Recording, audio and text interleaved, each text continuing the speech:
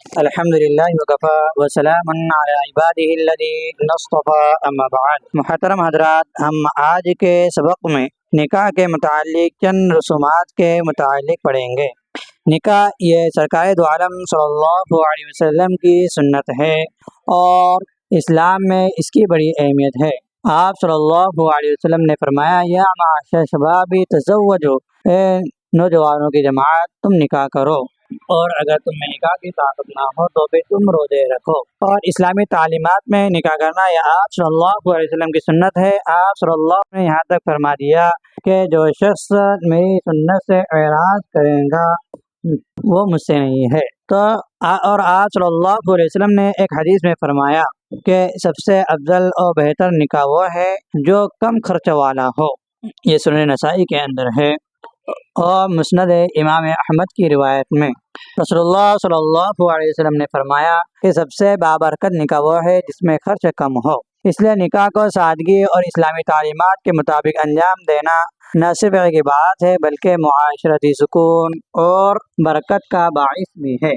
ہمارے ہندوستان میں نکاح جیسے پاکیزہ معاملہ ہندوؤں کی ناپاک رسموں اور ملکی رواجوں سے محفوظ نہیں رہا۔ یقیناً ان رسموں نے اسلام کے صاف اور بے تکلف معاملات چمکتے ہوئے چہروں پر ایک نہایت کثیف پردہ ڈال دیا ہے۔ اب اگر کوئی ان معاملات کی اصل دیکھنا چاہتا ہے تو اسے نہ ملے۔ وہ معاملات کی اصل سرکار دو عالم صلی اللہ علیہ وسلم اور صحابہ کی زندگی میں ہی مل سکتی ہے۔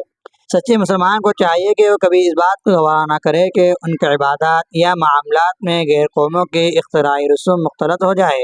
وہ کیسے مسلمان ہیں جو اپنے برگزیدہ نبی صلی اللہ علیہ وسلم کے طریقے کو چھوڑ کر غیر قوموں کی رسوم سے اپنا دل خوش کرتے ہیں، حالانکہ خدا تعالیٰ جانتا ہے کہ آج تک دنیا کی بڑی سے بڑی مہذب اور تعلیم یافتہ قومیں اسلام کے حکیمانہ اور بے تکلف اصول و فروع سے سبق لے رہی ہے۔ شادی بیاہ میں جس قدر رسمیں رائج ہے ان سب کا ہم احاطہ تو نہیں کر سکتے، لیکن ہم چند کو بیان کرتے ہیں۔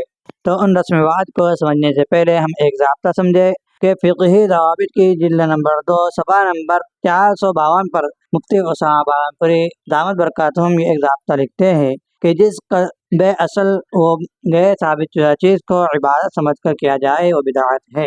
یعنی جو چیز قرآن و حدیث میں ثابت نہ ہو اسے ثابت اور عبادت سمجھ کر کیا جائے وہ بدعت ہے، اور جس چیز کو عرف عادت سے مجبور ہو کر یعنی رواج سے علاقے کے رواج سے مجبور ہو کر کیا جائے وہ رسم ہے۔ بس بدعت اور رسم میں فرق کے لیے یہ ایک اہم ضابطہ ہے، اسے بہت سی چیزوں میں فرق کیا جا سکتا ہے کہ یہ بدعت ہے اور یہ رسم ہے۔ عام طور پر لوگ شادی بیاہ کے موقع پر رسمیں اختیار کرتے ہیں اور موت و غمی کے موقع پر بدعتوں میں مبتلا ہوتے ہیں۔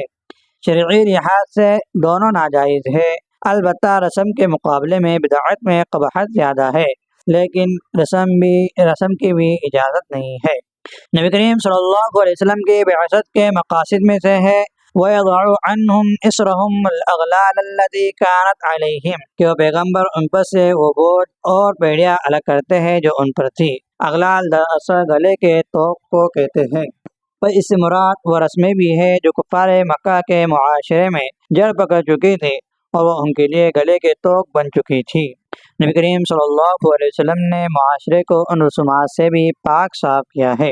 البتہ یہ خیال رہے کہ کھانے پینے، لباس وغیرہ میں لوگوں کی جو عادات ہیں وہ ان کے علاقائی یا قبائلی ہے جن میں وہ اپنی مخصوص شناخت رکھتے ہیں، جب تک ان میں کوئی قباحت نہ ہو ممنوع نہ ہوں گے، بلکہ وہ عادات ممنوع ہے جن میں کوئی شرعی قباحت مثلاً اسراف و تبذیر، دولت کی نمائش، غرباء و مساکین کے لیے باعث تشویش ہونا وغیرہ موجود ہو۔ اور دراصل رسم ایسی ہی عادت کو کہتے ہیں جس میں کوئی نہ کوئی قباحت اور برائی موجود ہو، جس کی بنا پر وہ عادت رسم بن کر ناجائز کے درجے میں آ جائے۔ تو وہ خلاصہ یہ ہے کہ لوگوں کی وہ عادتیں، لوگوں کے وہ طریقے، دنیاوی طریقے جو دنیاوی ہو اور ان کے علاقائی ہو تو اس میں اصل یہ ہے کہ وہ جائز ہو، مباح ہو، مگر یہ ہے کہ کسی قباحت کی بنا پر ان میں منع ہونے کی دلیل آ جائے۔ اب ہم چند رسومات کو سمجھتے ہیں کہ منگنی کے متعلق چند رسومات ہو گئی ہے۔ منگنی یہ نکاح کے متعلق ایک نکاح کا وعدہ ہے۔ اس کی شرعی حیثیت وعدے کی ہے کہ وعدہ یہ عذر کی بنا پر، مجبوری کی بنا پر ٹوٹ بھی سکتا ہے اور منگنی یہ ایک بات کو پختہ کرنا ہے، لیکن منگنی کی تقریبات کا اہتمام کے بعض اوقات اس کے بہت زیادہ فضول خرچی کی جاتی ہے، بڑی بڑی دعوتیں کی جاتی ہے، تو یہ فضول خرچی کرنا درست نہیں ہے۔ اسی طرح تحفوں کا لین دین اور زیورات کا تبادلہ، تحفے کا لین دین تو درست ہے، لیکن آج کل جو زیور اور بڑے بڑے تحفوں اور گفٹ کو دینے کا جو رواج عام بن چکا ہے، تو یہ بھی ایک رسم ہے۔ اور دوسرا کہ منگیتر کے درمیان آزادانہ میل جول کہ جس کی بنا پر انگوٹھی دینا اور ایک دوسرے کو انگوٹھی پہنانا، یہ بھی ایک غیر شرعی رسم ہو چکی ہے، جس کے اندر لڑکا لڑکی کو انگوٹھی پہناتا ہے، تو یہ پہنانا یہ جائز نہیں ہے، حرام ہے، کیونکہ منگنی کے بعد بھی لڑکا لڑکی اجنبیوں کی طرح غیر محرم ہوتے ہیں، وہ ایک دوسرے کو چھو نہیں سکتے اور پھر وہ فون پر بات چیت نہیں کر سکتے اور شاپنگ کے لیے یا ایک دوسرے کو سمجھنے کے لیے ساتھ نہیں رہ سکتے، اور منگنی کے موقع پر موسیقی، ناچ گانے اور دیگر غیر شرعی سرگرمیاں بھی جائز نہیں ہے۔ دکھاوے کے لیے مہنگے لباس اور زیورات کی نمائش کی جاتی ہے، لوگوں کو بتایا جاتا ہے، یہ بھی درست نہیں ہے، اور خاندان کے دیگر افراد کے لیے دعوتوں کا اہتمام کرنا یہ بھی ایک رسم بن چکی ہے۔ ہاں، یہ ہے کہ منگنی کے لیے چند جو افراد آئے ان کی مہمان نوازی کی نیت سے اگر انہیں کھانا کھلایا جائے تو یہ درست ہے، لیکن بڑا لاؤ لشکر لے جانا اور سب کے لیے کھانے کا انتظام کرنا یہ ایک رسم بن چکی ہے، جس سے لڑکی والوں پر بوجھ آتا ہے، اور منگنی کا باقاعدہ اعلان کر کے سماجی دباؤ پیدا کرنا، اور شادی سے پہلے ایک رسم کی جاتی ہے جسے مانجھے کا نام دیا جاتا ہے، کہ مانجھے کی رسم میں دلہن کو شادی سے پہلے چند دن پہلے ایک مخصوص جگہ یا کمرے میں بٹھا دیا جاتا ہے، اس دوران اسے عام سرگرمیوں اور گھر سے باہر جانے سے روکا جاتا ہے۔ اس رسم کے دوران بعض اوقات خاص قسم کے عمل کیے جاتے ہیں، جیسے دلہن کو شادی کے دن تک مہندی یا ہلدی لگائی جاتی ہے، دلہن کو سجانے اور خاص طور پر اس کی جلد کی رنگت بہتر بنانے کے ٹوٹکے کیے جاتے ہیں۔ اکثر اوقات یہ بھی کہا جاتا ہے کہ دلہن ان دنوں میں نظر بد سے بچی رہتی ہے، تو مانجھے کی رسم کا شریعت میں کوئی جواز نہیں ہے۔ یہ رسم زیادہ ثقافتی یا ہندوانہ اثر کا نتیجہ ہے اور اسلامی احکام و تعلیمات کے خلاف ہے۔ اسلام میں نظر بد سے بچنے کے لیے شرعی طریقے موجود ہیں، جیسے قرآن کی آیت، سورہ فلق اور سورہ ناس کی تلاوت، اللہ پہ توکل اور دعا کا اہتمام، دلہن کو الگ تھلگ رکھنا اور تہمات پیروی کرنا یہ غیر شرعی ہے۔ اور قرآن مجید میں اللہ تعالیٰ نے فرمایا کہ اللہ تعالیٰ نے تمہارے لیے دین میں کوئی تنگی نہیں رکھی ہے، تو مانجھے کی رسم دلہن پر غیر ضروری پابندیاں عائد کرتی ہے جو اسلامی تعلیمات کے خلاف ہے۔ اور اس کے بعد ہلدی کی رسم کی جاتی ہے، تو ہلدی کی رسم کا بھی اسلام میں کوئی تعلق نہیں ہے، یہ غیر ضروری اور غیر شرعی ہے۔ اس رسم کو ترک کر کے نکاح کو سادہ اور برکت اور اسلامی اصولوں کے مطابق انجام دینا چاہیے۔ ہلدی میں عام طور پر موسیقی، گانا، ناچ گانا اور غیر محرم عورتوں کا مردوں کو ہلدی لگانا اور فضول خرچی اور دکھاوا ہوتا ہے، اس بنا پر یہ شرعاً درست نہیں ہے۔ مہندی کی تقریب، اسی طرح مہندی کی تقریب بھی شادی کی ایک اہم رسم کے طور پر برصغیر میں عام ہے۔ یہ شادی سے 1 یا 2 دن پہلے منعقد کی جاتی ہے، عام طور پر دلہن کے لیے مخصوص ہوتی ہے، مگر کئی جگہ دولہے کے لیے بھی ایسی تقریبات منعقد کی جاتی ہے۔ دلہن کو مہندی لگانا جائز ہے کیونکہ وہ شوہر کے لیے آراستہ ہوتی ہے، تو یہ اس کے لیے آراستہ ہونا جائز بلکہ بہتر ہے، لیکن اس مہندی کی رسم کو موسیقی، ناچ گانے اور خوشی کے دیگر مظاہر کے ساتھ کیا جاتا ہے۔ دلہا دلہن کے خاندان کے افراد، دوست احباب شرکت کرتے ہیں، تو ایسی خوشی کی تقریب سمجھا جاتا ہے جو شادی کی تیاری کا حصہ ہوتی ہے، جس میں دیگر خرافات، فضول خرچی اور موسیقی، ناچ گانے کی بنا پر یہ درست نہیں ہے۔ تو خلاصہ یہ ہے کہ مہندی کا استعمال سنت ہے، لیکن موجودہ دور کی مہندی کی تقریبات غیر شرعی اور فضول رسومات پر مبنی ہے۔ ان رسومات کو ترک کر کے شادی کو اسلامی اصولوں کے مطابق سادہ، باوقار اور برکت والا بنایا جائے۔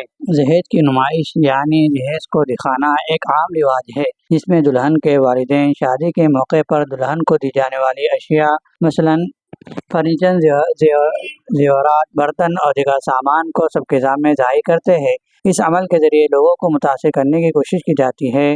دلہن کے والدین کی حیثیت اور مالی استطاعت کا مظاہرہ کیا جاتا ہے۔ اور سماجی دباؤ کے تحت والدین اپنی عزت بچانے کے لیے اضافی اخراجات کرتے ہیں۔ تو اسلام میں شادی کے لیے جہیز دینے یا اس کی نمائش کرنے کا کوئی حکم یا کوئی روایت موجود نہیں ہے۔